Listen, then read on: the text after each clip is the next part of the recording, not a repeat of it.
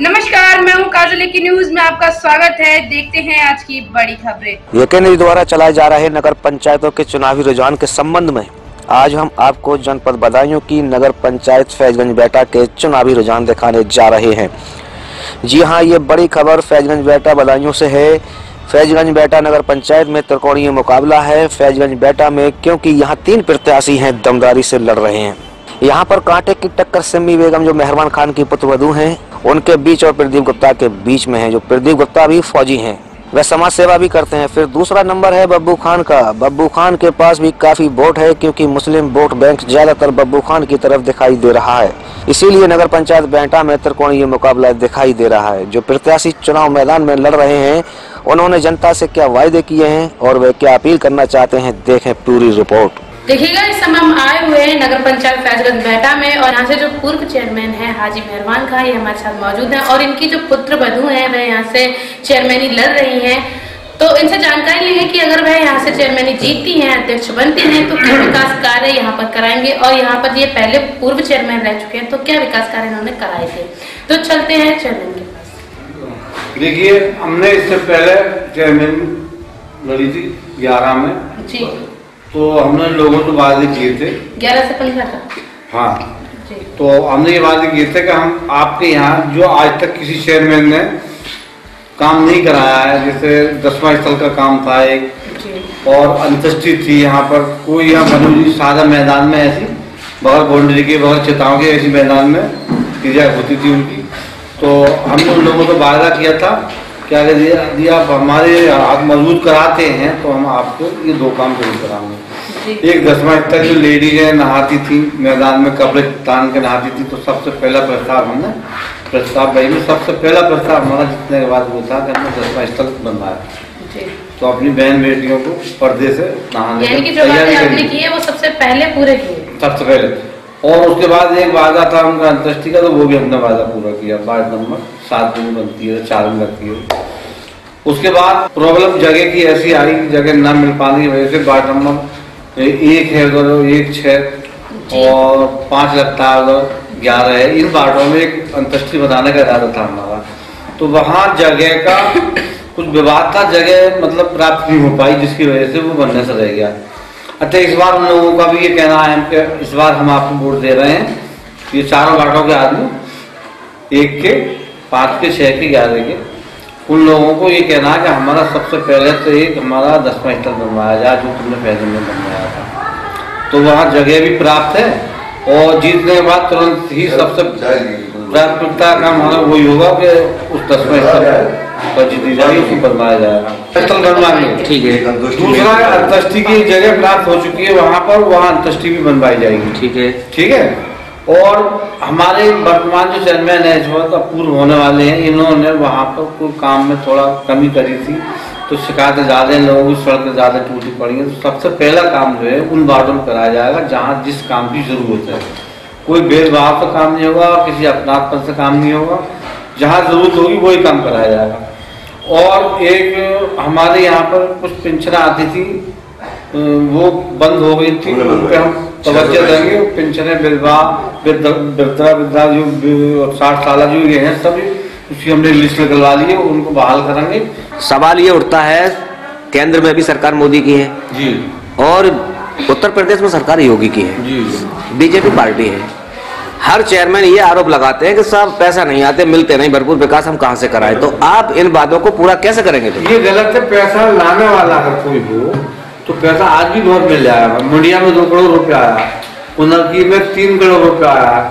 अब जो कुछ जाएगा ही नहीं, बगैर रोए हुए तो माँ भी बच्चे को दूध नहीं पिलाती है, तो मांगोगे ही नहीं। कुल मिलाकर सरकार किसी की भी आप काम कराएंगे, काम कराएंगे और वहाँ से योजनाओं के साथ योजनाओं का लाभ लेंगे, पूरा पैसा ला के वहाँ से यहाँ पे इस्तेमाल करेंगे। यहाँ एक समस्या सबसे बड़ी आ रही है हमारे यहाँ पर, जानवर जो रात को गेहूँ चुगते हैं ना, उनका आवारा पशु बाउंड्री करा के उनकी रहने की व्यवस्था वहाँ कहते हैं ना, यहाँ पर हम जाते हैं ना, वार्ड नंबर 1, 6, 11, 5 में लोग तो कुछ शिकायत मिलती है ना कि आपके यहाँ के चेयरमैन ने हमारे भेदभाव से काम करा है। और आपने जो है दोनों समाजों को देखा, तो जैसे हमने ईदगाह की बाउंड्री कराई है, शमशान की भी बाउंड्री कराई, शमशान भी बनवाया, तो अब कब्रिस्तान की बाउंड्री कराई जैसे हमने। तो ये सारी बातें हमने दोनों समाजों को अपने साथ लेके चले और दोनों को राजी रखा और दोनों समाजों में काम कराया और दोनों को ही कराएंगे। फिर इसलिए किसी का एक का कराना नाराज रखे तो, क्योंकि जनता वोट देती है तो सब अपना ही मान के वोट देती है और सभी समाज को वोट देती है। मतलब आपका कहना यह है कि सबका साथ और सबका विकास होगा, कोई भेदभाव नहीं होगा। भेदभाव नहीं हुआ, नहीं होगा, दोनों होगा। यहाँ पर हाजी मेहरबान हमारे साथ मौजूद थे। उन्होंने हमें बताया कि अगर वह यहाँ से जीते, हालांकि वह पहले यहाँ पर रह भी चुके हैं, तो उन्होंने जो भी वादे किए थे वह करके दिखाए और इस बार भी वह जो वादे कर रहे हैं यहाँ पर शमशान घाट बनाने का, आवारा पशु की यहाँ पर बहुत बड़ी समस्या बनी हुई है, उनके लिए गौशाला बनाने का, और जो बड़ी समस्या यहाँ पर देखने को मिल रही है राशन कार्ड की और पेंशन की, लोगों के लिए पेंशन नहीं मिल पा रही है। और जनता से अपील भी किया कि अगर वह ज्यादा से ज्यादा वोटों से उन्हें यहाँ से जिताती है तो वह हमेशा उनके विकास को भी आगे बढ़ाएंगे और उनके साथ भी हमेशा यहाँ से खड़े रहेंगे। मैं कोमल एक न्यूज से। अच्छा, जैसे अभी इलेक्शन आ रहे हैं आपके यहाँ पर, तो किसका रुझान दिखाई दे रहा है इस बार? यहाँ पर सबसे ज्यादा रुझान तो मैडम जी सिमी बेगम का है। उन्होंने बहुत विकास किया है। अच्छा जी, बहुत अच्छे कार्य किए हैं उन्होंने और जनता उन्हें आज भली बाती पर दोबारा पुकार रही है उनको। यानी कि अच्छे बहुमत से जीत सकती है सिमी बेगम अकेले में अपने आप में 70%। किसका रुझान दिखाई दे रहा है इस बार? सिमी बेगम सिमी बेगम का। जैसे अभी इलेक्शन आ रहे हैं यहाँ पर, तो किसका रुझान दिखाई दे रहा है भैया? सिमी बेगम का ही। जैसे आप युवा हैं, लगभग कितना युवा प्रतिशत यहाँ पर वोट करेंगे? 70-80%। आपका कहना है भैया? अच्छा, यहाँ पर किसका रुझान दिखाई दे रहा है? सिमी बेगम का। सिमी बेगम का। ये बताइए कि यहाँ पर किसका रुझान दिखाई दे रहा है? सिमी बेगम का। सिमी बेगम का। इलेक्शन आ रहे हैं, अभी किसका रुझान दिखाई दे रहा है? इस टाइम तो सिमी का रुझान दिखाई दे रहा है। बढ़िया दिखाई दे रहा है जी, बढ़िया। इस समय मौजूद हूँ जनपद बदायूं की नगर पंचायत फैजगंज बेटा में और यहाँ पर 5 प्रत्याशी चुनाव मैदान में हैं। उनमें से एक प्रत्याशी हमारे सामने मौजूद है। ये पूर्व फौजी हैं प्रदीप जी और बढ़िया समाज से भी हैं, साथ में भाजपा पार्टी के उम्मीदवार भी हैं संभावित। तो अब देखना है कि क्या भाजपा पार्टी इनके लिए टिकट देती है, तो यहाँ पर बम्पर जीत इनकी होने वाली है, क्योंकि पब्लिक के अनुसार यहाँ पर भारतीय जनता पार्टी का भी काफी वोट इस बार दिखाई दे रहा है। चलते हैं प्रदीप जी के पास। प्रदीप जी ने क्या योजना बनाई है, क्या घोषणा ऐसी की है जिससे कि पब्लिक उनके लिए वोट करे? सीधे सीधे प्रदीप जी के पास। प्रदीप भाई, जैसे कि आपने क्या योजना ऐसी तैयार की है नगर के सुंदर बनाने के लिए जिससे कि पब्लिक आपको वोट करे? देखिए, आज तक जितने भी चेयरमैन बने इस नगर पंचायत फैजगंज में, सबने घोटाले किए, अपनी बिल्डिंगें बनाई, अपना खजाना बना। मैंने देश की सेवा की है, मुझे पता है कि जनता की सेवा हम कैसे कर सकते हैं। इसके लिए पार्टी मेरे लिए टिकट कर सकती है, संभावित प्रत्याशी हूँ। बीसी में आने से अभी मैं नहीं लड़कर मेरी पत्नी लड़ेंगी और बात है कि जनता के लिए क्या योजना तैयार की है। सबसे पहले हमारे भारतीय जनता पार्टी की सरकार द्वारा जो गरीबों के लिए कल्याणकारी योजनाएं जो चालू की गई हैं, सबसे पहले फोकस रहेगा हमारा कि उस सभी योजनाओं का लाभ हमारी गरीब जनता तक पहुंचे। यानी हर योजना का लाभ हमारी गरीब जनता तक पहुंचे। अच्छा, क्या मुद्दा रहेगा आपका? सबसे बड़ी समस्या क्या है, इसे सबसे पहले दूर करना चाहते हैं? यहाँ पर बहुत सारी समस्याएं हैं जी। जैसे गौशाला नहीं है। गौशाला प्राथमिकता में आपके? अगर भाजपा का चेयरमैन बनेगा जी तो भाजपा की सरकार है, सरकार के सहयोग से हम सबसे पहले काम गौशाला का करेंगे, जिससे कि हमारा किसान रात को अपने घर पर सोए, खेतों पर उसको सोने की जरूरत नहीं पड़े, रखवाली करने की जरूरत नहीं पड़े। ठीक है। दूसरा है, यहाँ पर जो नाली है जी जी, उसमें इतनी गंदगी रहती है कि मच्छरों का प्रकोप ज्यादा है। तो आप नालियां भी बन पाएंगे और सही कराएंगे? हम नाली जो बनवाएंगे वो सब नाली अंडरग्राउंड होगी, मच्छरों का प्रकोप रुकेगा, बीमारी भी रुकेंगी। ठीक है। दूसरा, साफ सफाई पे प्रधानमंत्री मोदी जी का भी सबसे बड़ी योजना है स्वच्छ भारत मिशन, उस पर क्या काम करेंगे? यहाँ पर हमारे नगर पंचायत में कर्मचारी भी कम है, उनकी संख्याएं बढ़ाई जाएंगी। उसके बाद जो सरकारी कर्मचारी जो यानी जो ठेके पे जो कर्मचारी हैं जो यहाँ काम करते हैं, उनको जो पेमेंट ऊपर से आता है वो उन तक पूरा पेमेंट नहीं पहुंचता है, क्योंकि कुछ उसमें कमीशन खाते हैं लोग, चेयरमैन भी खाते हैं, ठेकेदार भी खाते हैं। लेकिन हम ऐसी व्यवस्था करेंगे कि जो भी सरकार से ठेके पे जो सफाई कर्मचारी उनका जो पैसा आता है वो सीधे उनके खाते में पहुंचे और एक भी रुपए उनका कोई भी कमीशन नहीं खाए। जब उनका पैसा पूरा खाते में पहुंचेगा उसी दिल से वो कर्मचारी साफ सफाई भी करेंगे और हम उनसे दो बार की जगह 3 बार साफ सफाई करवाएंगे। कुल मिलाकर आप भ्रष्टाचार पर भी पूरा रोक लगाएंगे। भ्रष्टाचार पर पूरा रोक देगी, और चाहे वो कर्मचारी होगा नगर पंचायत का, चाहे वो नगर पंचायत फैजीबेटा के अंदर जो लोग दलाली कर रहे हैं, जो कि सरकारी योजनाओं में लोगों से पैसे लेकर लोगों के काम कराते हैं, गरीबों से पैसे ऐंठते हैं, ऐसे लोगों को हम बिल्कुल इनकी दुकानें बंद कर देंगे दलालों की। क्योंकि जब भाजपा का चेयरमैन बनेगा तो हम लोगों की जनता के काम कराएंगे, जब जनता के काम कराएंगे तो जनता दलालों के पास नहीं जाएगी। ठीक है, जिससे कि उनकी दुकानें बंद होंगी। जी, जैसे कि आप क्षेत्र में घूमते हैं अपने नगर में, तो यहाँ पर जनता का रुझान कैसा दिखाई दे रहा है? सब समाज आपको मिल रहा है या फिर कुछ वार्ड ऐसे हैं जहाँ कम वोट दिखाई देता है? फैजीबेटा में मैंने करीब 8 साल से जनता के बीच में रहकर जनता की सेवा की है। उनके हर कार्य जहाँ भी मेरी जरूरत पड़ती है मैं जनता के लिए 24 घंटे उपलब्ध रहता हूँ, और मुझे पूरी उम्मीद है इस बार जनता बदलाव करेगी, भारतीय जनता पार्टी का चेयरमैन बनाएगी, और जब भाजपा का चेयरमैन बनेगा तो नगर तरक्की की ओर बढ़ेगा। ठीक है, अब अपील क्या करना चाहते हैं जनता से? यहाँ पर मैं जनता से यही कहना चाहूंगा कि मैं आपके बीच में 8 साल से घूम रहा हूँ, और बाकी जितने भी कैंडिडेट हैं ये सब 5 साल के बाद आपके पास आ रहे हैं, इनके बेगाबे में नहीं आए, और भारतीय जनता पार्टी के चेयरमैन को वोट देकर सफल बनाए। अच्छा, एक सवाल और है प्रदीप जी, जैसे कि लोगों का कहना है कि यहाँ पर जो आपने जाति बदली है उस जाति पर के वो प्रमाण पर आपका कोई केस चल रहा है, आपत्ति लगी हुई है? नहीं, ऐसा कुछ नहीं है। मेरी पत्नी हलवाई कास्ट से है। अच्छा। और बनियों जो हलवाई कास्ट होती है बीसी में आती है, और मेरे ससुर का भी सर्टिफिकेट है और मेरी पत्नी का भी है।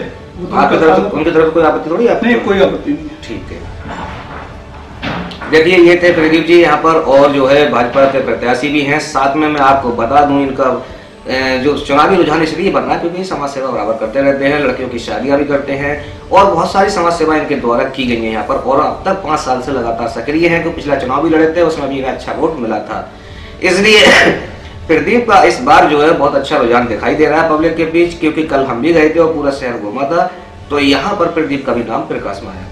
नगर पंचायत में कौन प्रत्याशी भारी है? और सबसे पहले जो है वो प्रदीप फौजी हैं जी, वो हमारे बीजेपी से उन्हें टिकट भी मिल रहा है। अच्छा, और अच्छे प्रत्याशी हैं जी। उन्होंने बहुत भी काम कुछ ऐसे करे हैं बहुत अच्छे, जो और कोई यहाँ पे फैजीबेटा के इधर भी चेयरमैन है जी, कोई नहीं कराया। आपके नगर पंचायत फैजीबेटा में निकाय चुनाव चल रहा है, तो आपके यहाँ कौन प्रत्याशी भारी है? फौजी का, प्रदीप फौजी। ये यहाँ पर अब की बार चुनावी समीकरण क्या दिखाई दे रहा है आपको? चुनावी समीकरण यहाँ पर बब्बू भाई के लिए। बब्बू भाई की उनकी बेटी है या बेबी लड़ेंगी? बेबी लड़ेंगी, मतलब अगर बीसी में सीट हुई तो बेबी लड़ेंगी। अच्छा जी। तो उनकी पत्नी जो है बीसी से। इलेक्शन आ रहे हैं, अभी किसका रुझान दिखाई दे रहा है यहाँ पर? मुल्ला जी का। किसका नाम बताइए? सिम्मी बेगम। सिम्मी बेगम।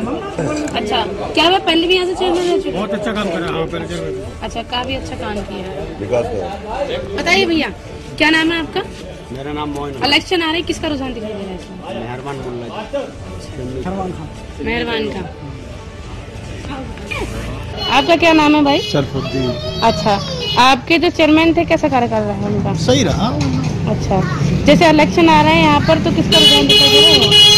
यहाँ तो 2 ही आदमी है हिसाब किताब की। कौन? मतलब मेहरबान खां। अंकल, जो आपके चेयरमैन थे उनका कार्यकाल कैसा रहा है यहाँ पर? चेयरमैन का कार्यकाल खास बढ़िया नहीं रहा। खास बढ़िया। उन्होंने फैजगंज में ज्यादा ध्यान दिया, बेटा में कम ध्यान दिया है। अच्छा, ये बेटा है उधर फैजगंज। अच्छा, जैसे अभी इलेक्शन आ रहे हैं तो यहाँ रुझान किसका दिखाई दे रहा है? सबसे ज्यादा मेहरबान खां का रुझान अच्छा लग रहा है। मेहरबान खां जो पूर्व रह चुके हैं। अच्छा जी, उन्होंने अच्छा काम किया है, सही काम किया है। क्या नाम भाई आपका? नीरेश कुमार। अच्छा भाई, ये बताइए इस बार किसका रुझान दिखाई दे रहा है यहाँ? मेहरबान खां का ही दिखाई दिया। जो पूर्व चेयरमैन रह चुके हैं, उन्होंने पहले काफी कार्य कराए थे। कार्य सही कराए थे, अच्छे कराए उन्होंने। दोबारा जीत सकते हैं। लोग उसमें ध्यान दिया। लगभग आपके बेहटा में कितने लोग उन्हें वोट करने जा रहे होंगे? मेरे 40% वोट होने रहे। 40%। किसका रुझान दिखाई दे रहा है आपकी बार? मेहरबान का। मेहरबान का, यानी कि जो पूर्व चेयरमैन रह चुके हैं, अच्छा कार्य कराया था उन्होंने। अच्छा, आपके जो चेयरमैन थे उनका कार्यकाल कैसा रहा अंकल? इस बार जो मौजूदा में थे जी, उनका अच्छा ना रहा, इससे पहले वाले मेहरबान खां का अच्छा रहा। मेहरबान तो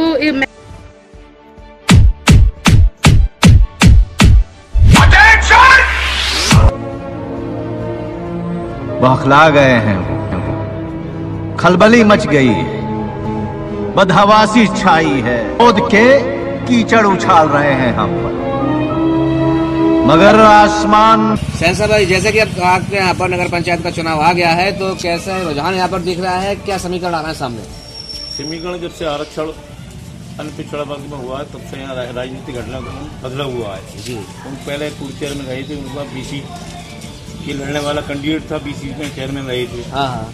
लेकिन इसके अलावा जो अब वर्तमान में एक बब्बू खान भट्टे वाले हैं जी, उन्होंने अपने लड़की की शादी बीसी की लोगों में करके पूरा राजनीतिक क्रम का पासा पलट दिया, घटनाक्रम का। अच्छा। और एक नई राजनीति शुरू हो गई है। तो लड़की की शादी उन्होंने कहाँ की? नगर में ही की है। नगर में ही की है बीसी से? हाँ। शादी करने के बाद उनका जनाधार पहले से ही बढ़ हुआ, अब और उनकी एक लहर हो गई है। मतलब बब्बू भाई का यहाँ पे